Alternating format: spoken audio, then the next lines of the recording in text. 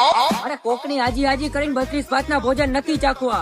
હું ભલે મારી મહેનત નો સૂકો રોટલો ચાખતો. અને આજકાલ બધાને બહુ શોખ છે બધાની નજરોમાં હારા બનવાનો. બાપના હામ એવા શોખ જરાય નથી રાખતો. અરે એ તો આપડે અડી જાય વાત અલગ છે. બાકી ભાઈઓ ભેગા હોય તો ગમે એવી જંગ જીતી લે.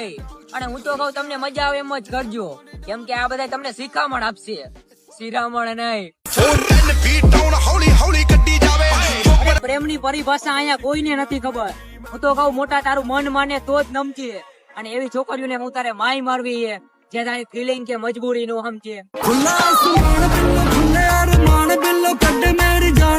આવડત ન હોય આટલી અને માર્કેટના મહારાજા થવા જાય એ તો મારો ભાઈ જેના બાપને આબરૂ હોય એના છોકરાને નડે. બાકી બાજુમાં છોકરીઓ ઉભી રાખો તો ગમે એના ફોલોવર વધી જાય. લાગણી એની 24 કેરેટ સોના જેટલી શુદ્ધ, પણ વર્તનમાં થોડીક વાયડી છે.